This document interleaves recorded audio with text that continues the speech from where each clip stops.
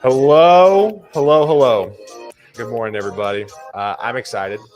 I'm excited for many reasons. I'm excited because I'm heading to Italy tomorrow for my very first time. Yeah. Second off, I'm hanging out with Angie. I'm not going to lie.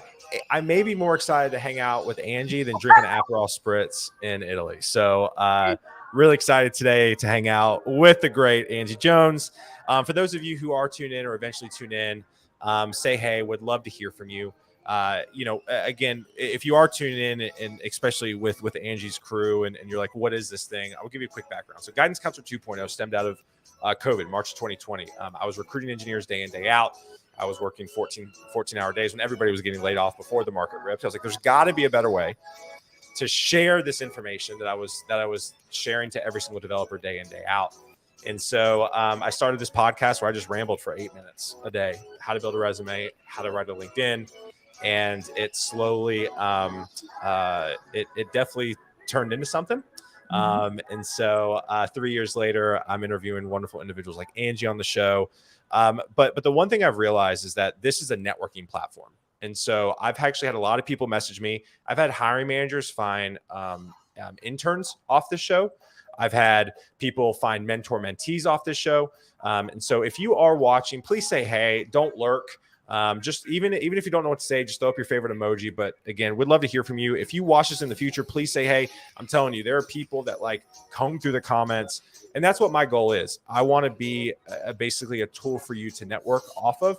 So if you go through and network with all of my guests on my show, all the people in the comments, hop on over to Unicorn Finders, my other podcast, and network with every founder I've had on.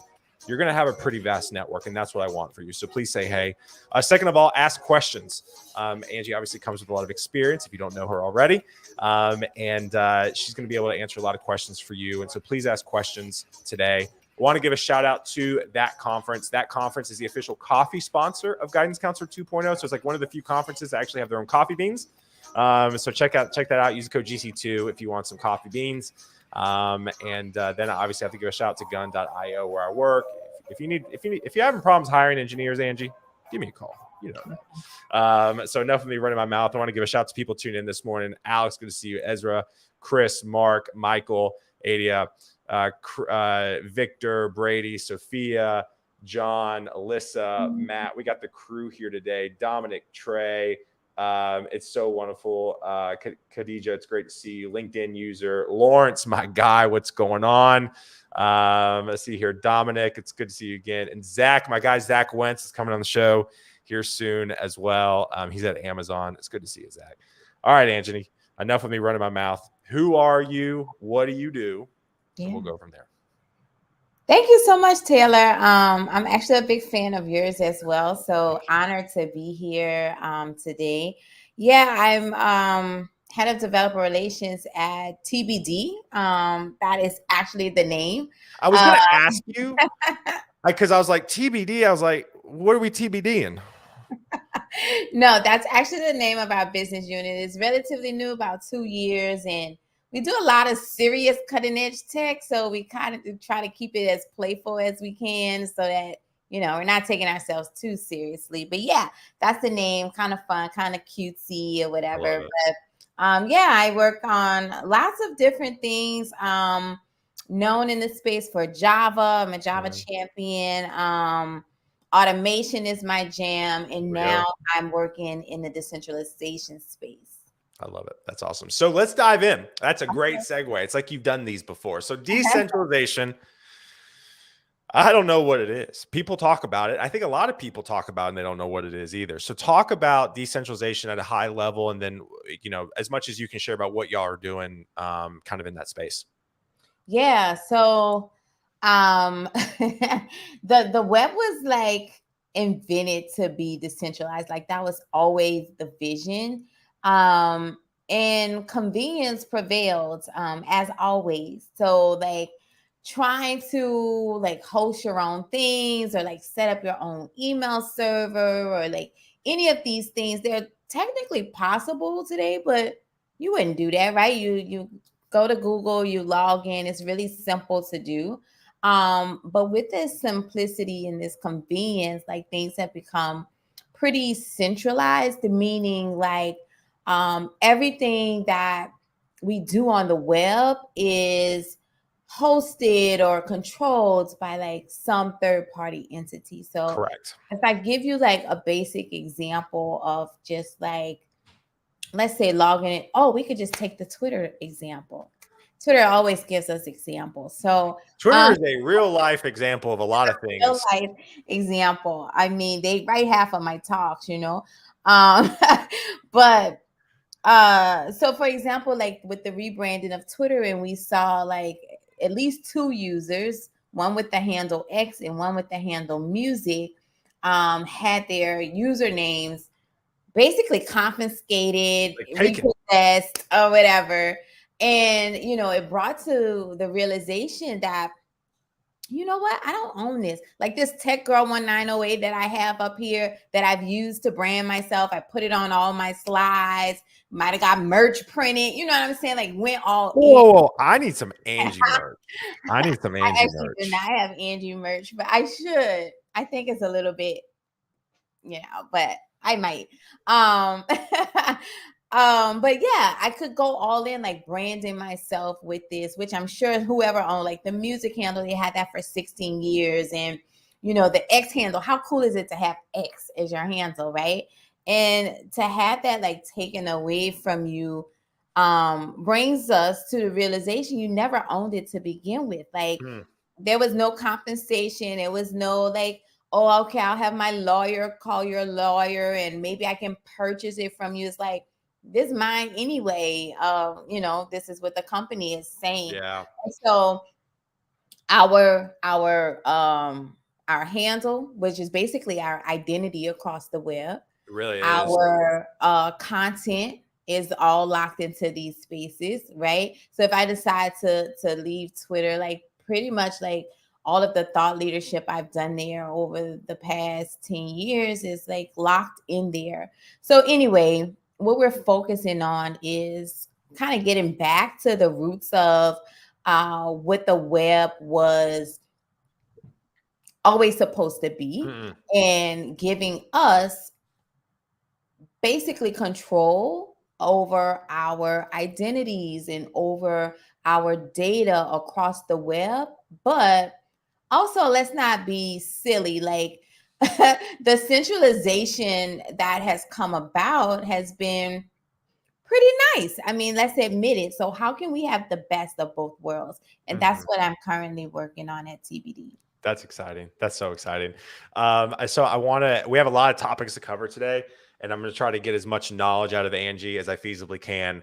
So the one thing that she brought up is that she just finished a round of hiring, and one of the things that I admire about Angie is just who you are as a person and what you stand for. And I can tell I've never been through your interview process, but I tell you what, I bet it's great. So I want to talk about it. You just hired for a staff role, correct? Yeah. So talk about that experience. Talk about maybe some things that some engineers are doing well, aren't doing well. Just kind of break down the whole process with your thoughts. All right. Taylor, anytime I get into these things, like people get mad at me, but I Oh, like so to mad. I don't care. I like to shoot it straight. I don't want to lie to anyone. Amen. And I feel like social media is a big facade, and people talk about tech in the industry the way they think it should be, not the way that it actually is. And this is misleading to a lot of people, right? So it's like, oh, shoot your shot, girl. Just go ahead, apply. You don't check all the boxes, but go ahead, All right, that's cute. That's like cute advice. And I'm not saying not to do it, but I'm saying be realistic as well, right? So right now, this is like a company's market. So a Oh couple of my years, gosh, yeah. you know what I'm saying? Like a couple of years ago, it was the employees marketing. You had your choice, your pick of where you wanted to go. You could Yeah. sneeze and get 5 offers. You know what I mean? Like a little light tweet. I'm thinking about looking. You know what I'm saying? That this is not that game anymore. Like this is not. I tweeted right before all this stuff blew up, and I said, a lot of people remember this. I said like, yo, if you're out looking for a job right now, make like musical chairs and like find a seat quickly and sit down for a hot minute because stuff is about to get a little rough. And it actually did. It did. And so right now we had, this is before all the layoffs. So now we have like all of these layoffs. And it's not just your small mom and pop shops, it's like big fame companies. So the market is saturated right now with amazing talent. So from a perspective of like a recruiter or a hiring manager, you have a buffet of talent that is applying to your roles. If you are applying and you don't meet like most of the criteria, you're not likely to get an interview, right? Because there's like at least 100 people who checking every box. How many applicants? I'm curious. I don't interview a ton of folks on like the Fang Mang space. How many applications did you get for that staff role? For the developer advocate, maybe like 1,000. Maybe 1,000. And that's a specialty area, like, so our engineering roles, that's going to be like a couple of thousand people applying for that, right? Like if you're just doing like straight up front end, back end, full stack engineering. But developer advocacy is a specialty, and we got like 1,000 people apply. And I mean, top talent, folks. I literally, Taylor, like at one point I joked, like I could put 5 of these people's name in a hat and pick any of them. And I would be thrilled with whoever I pick, Somebody goes, holy shit, 1,000 applications. I'm telling y'all, it's crazy out there right now. That is light. And that's light. Like for other roles, like our project management or stuff like that, I mean, it's like 5,000 applicants where we gotta like shut it down. Yeah. So I mean, the odds are not in your favor no matter who you are. Even if you're like top talent, the odds are not in your favor. So if you think about this, 1,000 applications, is the hiring manager really going to look thoroughly at 1,000 things? No, they're not, right? Let's be real. So one, you got to figure out like how to stand out to even get noticed. I always tell people, if you know somebody at that company, please try to get a referral, because that'll put like some sort of sticker by your name, and we'll at least.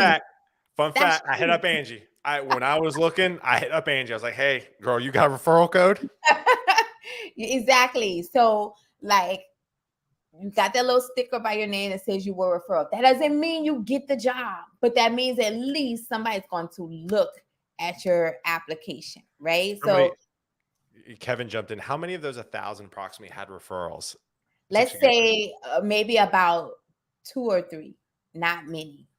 200 or 300 or 2? No, 2 or 3 on one hand, 2 or 3. So that's what I'm saying. Like a lot of people aren't using their networks. There's no way I would have. I used to do this. Like I used to be like, oh, I want to get it on my own. I don't want to. Yeah, there's like some pride about it. Like no. But that's not smart. Now that I'm sitting on the other side of that, that's really not a good strategy at all.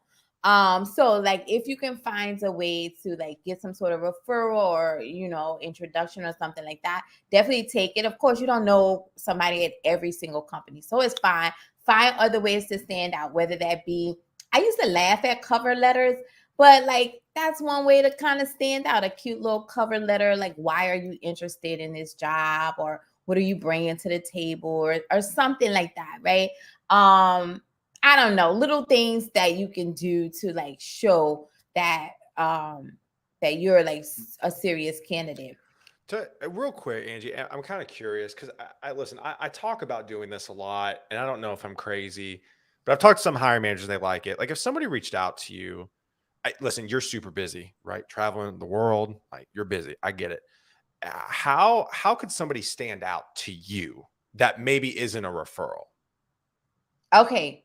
So fortunately, I work on open source stuff.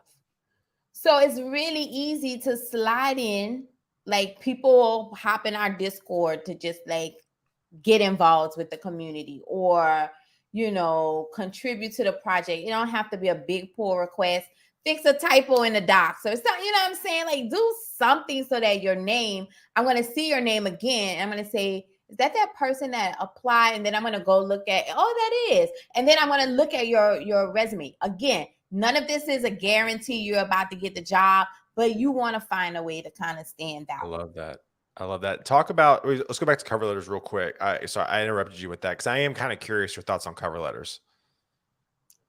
What you want? What was the question?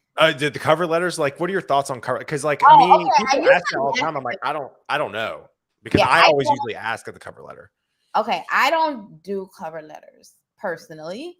Okay. I used to think it was like really old school and corny. Now that I am looking through 1,000 applications, the cover letters kind of, they do stand out. They, like, you know, if you've bought a house before, or you like, you send like a little letter with your offer and you talk about like how you can see your kids growing up. People did that with us, me and my wife. Somebody bought baked goods. They showed up on our doorstep, Angie. We were reviewing contracts. They made baked goods.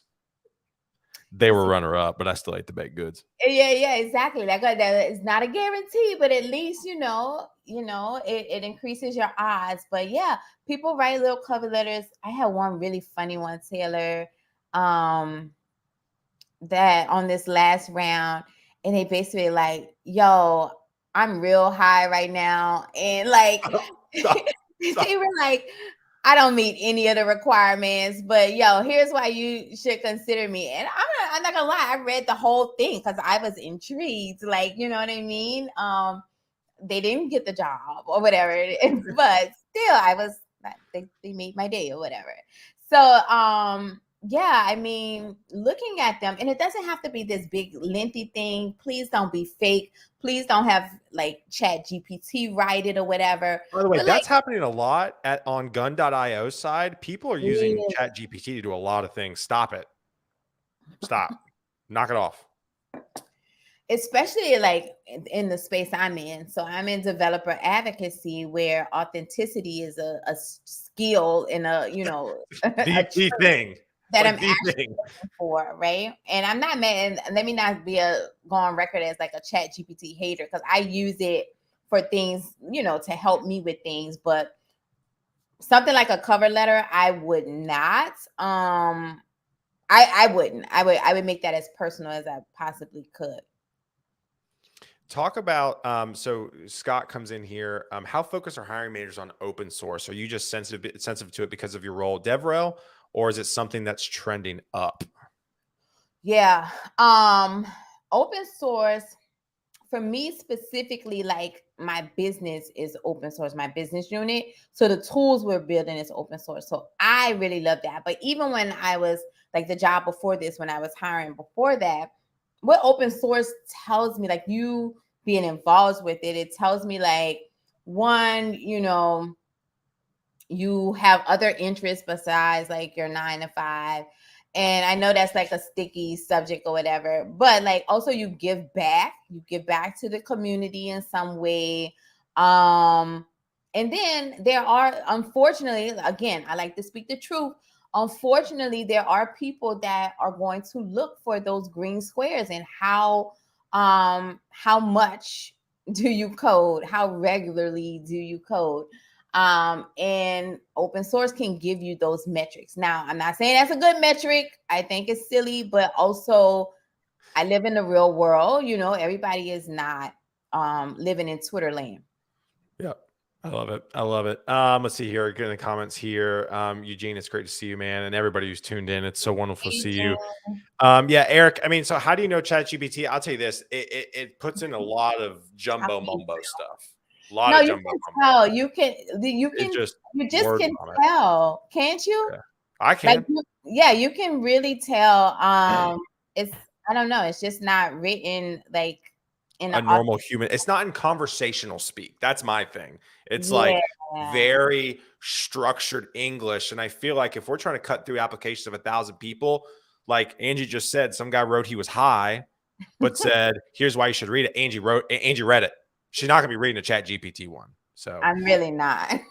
So we talked about the resumes, talked about the referrals, the cover letters. Talk about the actual interviewing. Where do people really shoot themselves in the foot when it comes to interviewing? Okay. This is not going to be popular, Taylor.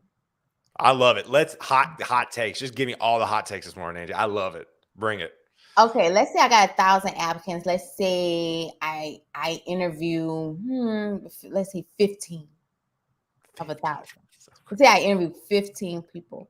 And 15's a lot. You're tired after 15. That's still a lot. You see what I'm saying? That's a lot that I got to narrow down to one.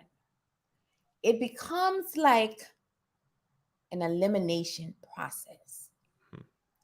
So I always am puzzled when I see like somebody will go on Twitter like, oh, I totally messed my interview up. And then somebody else say, oh, that's okay. They should call you back anyway. Why would I call anybody back if I'm trying to get from 15 to 1? So if you make like big mistakes, you're likely to be eliminated. Like people are literally looking for some reason to eliminate you because they have to narrow this down to 1. And that's not saying that you weren't a great fit for the role. Thank you for saying that. Thank you. Yeah, you might have just had an off day, and I am so sorry that happened to you on the day of your. We ain't got time. Somebody else did not have an off day. They performed better. So if I'm looking at this, why would I prolong my whole process by saying maybe they had an off day?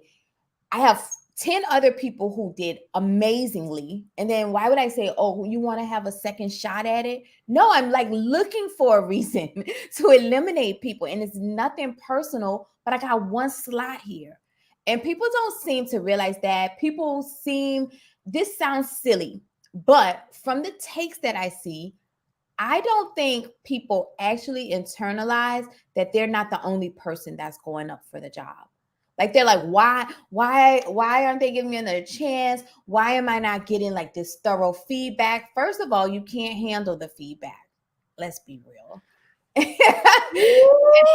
I agree with that, by the way. A lot of people want feedback. I don't think you want feedback. They really don't. They don't. Like people will ask me for feedback. I'll give it to them. And then they get really mad at me about it, like salty. Take it to social media, salty at me for the feedback that you asked me for. I didn't just throw this in your face. Everybody's atting Angie about her feedback. It's like, you asked me for it. And I do not BS people. So, and I'm not really great at sugarcoating either. So if you ask me for feedback, I give you like the real deal, know? Not trying to hurt your feelings at all. And I'm not mean about it, but it's really direct. I'll never forget a story. We, when I was recruiting a few years ago, we had a candidate get rejected. He's like, can you tell me why? So we went back to the CTO, and the CTO goes, well, the team just didn't think he was like kind. Like he got defensive really, really quickly. We went back to the candidate. Candidate goes, I don't know what you're talking about. This is stupid feedback. It's like, you're an idiot. Stop. So again, hot takes only. Feedback for sure. Are people like, what do you like in a candidate during the interview? Obviously attentive, asking questions, being inquisitive. Is there anything else that you really, really like that a candidate does in an interview? I really appreciate authenticity. Like, do not like make things up. What you know, what you don't. There's ways. I'm sure Taylor has lots of resources on how to answer questions that you don't know the answers to without like trying to make something up. You know how mad y'all get at ChatGPT when they make something up? Same thing. Like same thing. Don't do that. So, just say like, you don't know, fix it up. I can learn or whatever, Yeah. I had a candidate, they didn't know the answer to something. And it was like, I don't know that. And it was fine. I moved on. And then at the end, when I asked, did they have questions? They were like, yeah, I want to know that thing that I didn't know. Can you tell me the answer? I just like really appreciated that. Like they didn't like sit or dwell in it and beat themselves up about it. But they were like, no, I really am hungry for that info. Like, what was the answer? Yeah, so I really like authenticity. That really like stands out to me. Angie, you've mentioned authenticity now a few times in this conversation, and I really do feel like people in today's world. I mean, that's one of the reasons why I'm so drawn to you, and I can just tell you're so real, even through online stuff. And I I feel like people just get in interviews and they just become a shell of themselves, and there's no authenticity. And I just want to encourage everybody who's watching today to be authentic. It's Yeah. incredibly important. Now, Go with ahead. that, Go with ahead. that, because I've had to like pull a couple of coattails too. Some people are a little too authentic, Like you know. it's first date vibes is what I say. First date. There You you don't go. want to go on a first date. I don't know. Mhm. Some of my first dates are pretty bad. We won't get into that. But like, thank God I met my wife. But first date vibes, right? First date, like, Yeah. yeah. Yeah, like be yourself, don't be fake, but also like don't dance on the table, or you know what I mean? Like that sort of vibe. Don't dance on the table. Roselle, it's good to see you, girl. Roselle was just on the show a few weeks ago. Yeah, don't dance on the table. If you get anything out of this conversation today, don't dance on tables. On the first date. On the first date, exactly. Again, I mean, we have 8 to 10 minutes left. I want to be respectful of Angie's time. I know Angie and I could probably talk for like 9 hours, but also shout out Magnolia. Angie and I are gonna be hanging out at Magnolia JS. I'm really excited. So if you are interested in attending a conference in Mississippi, it's a great time. Kayla and Richard do an amazing job with that conference. So Angie, I'll see you there. But let's talk about friends online and meeting them in person, right? Obviously, you had an amazing travel recently over to Africa. You are obviously very active on social media. One of the things I'm incredibly passionate about is networking and building community online. Can you just talk about, again, just the importance to drive it home to people today? Yeah, networking is extremely important. I promise I wouldn't be where I am without investing time into that. Like the job is more than just the job. Like if this is going to be a career that you're in, it really helps to network. Like anybody that I consider for a role, I know people who know you, right? When I'm looking for a role, like I'm tapping into my network and things like that. So it's just really important to like kind of build that out before you even need it. And then friends online, yes, there's so many people that like I've met online who have become like really dear friends of mine. Like Sarah Drasner is like one of my best friends. Like I met her on Twitter, and now like I'll go hang, at her house. We'll do slumber parties and stuff. That's And awesome. I love that. Jason Linstroff as Oh, well. he's amazing. Him and Marissa, like I'll go hang at their house. We'll go like hit up a couple of restaurants and stuff like that. Yeah, when I went to Nigeria, oh my God, that was like a family reunion. I had never met a lot of them in real life, and then going there, it was just like all of this love. It was definitely a moment in my life, like one of those life moments there. But yeah, as much as you can, try to network with folks online, offline, conferences, meetups, all of that. How many times have people like hit you up like, oh, I think this would be a good opportunity for you? It doesn't have to always be a job either. It could be like one-off things, Yeah. that are like beneficial to you. I'm kind of curious. How did you get your job at TBD? Was it a contact, or did you just do it on your own? I'm just kind of curious. This random question. So network. Speaking of network, Imagine that. guess who was in my network that I Who? could Jack Dorsey himself. So Oh, okay. I Little worked flex. with Not a big deal.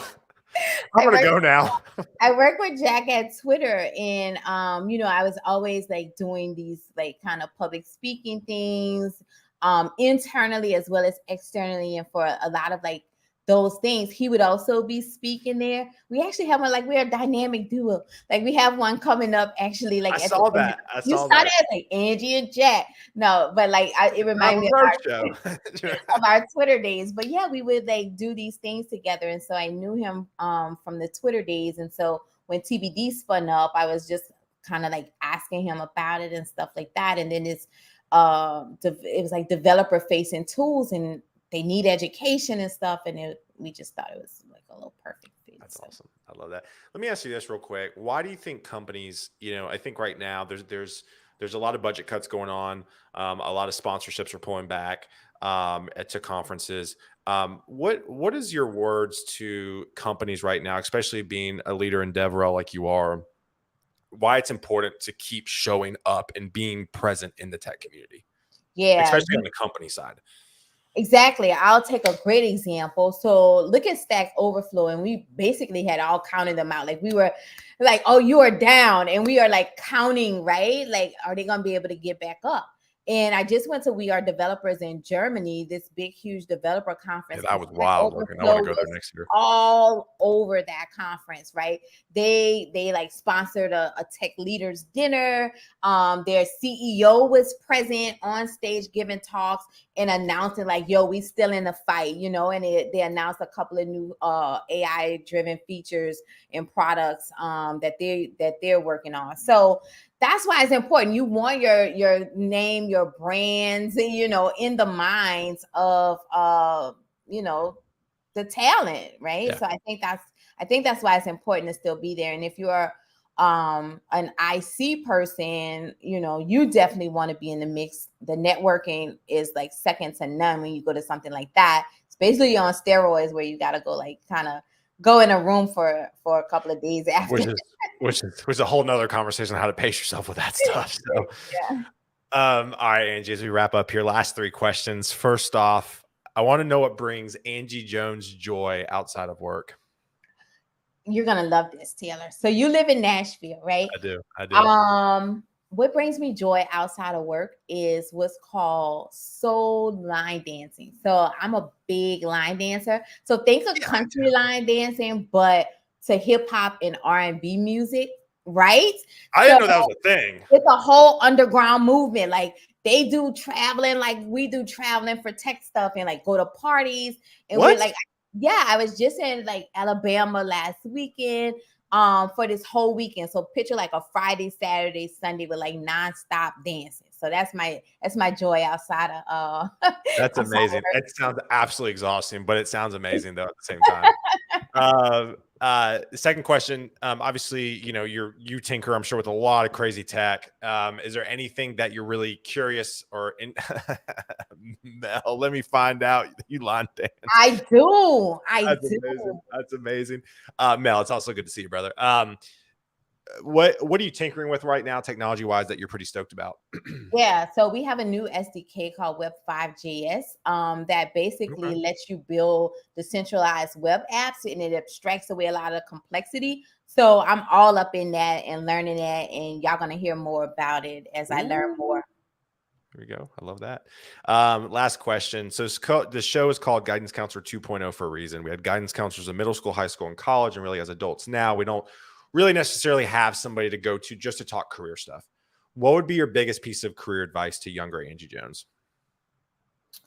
Imposter syndrome is a liar. And I want to share that with people of all stages. So I've actually gotten to a point that I don't listen to anything that it says. And so it's kind of stopped talking to me because I ignore it, right? And that could be a whole talk in and of itself. But seriously, take that with you. If you take nothing else, imposter syndrome is a liar. I love that. I love that. Well, y'all, thank you again for hanging out with us this morning. I appreciate it. Angie, stay on real quick so I can say bye to you off air. Okay. But y'all have a wonderful one. Please connect with Angie. She's obviously a wealth of knowledge. And again, I'm off for 2 weeks. We'll see y'all next on Friday, September 1st is the next show. And I have my boy Brandon. I met him at Render. He is a designer. He was at Twitter and now Uber. So I'll see y'all, and y'all have a good one. Peace. Bye.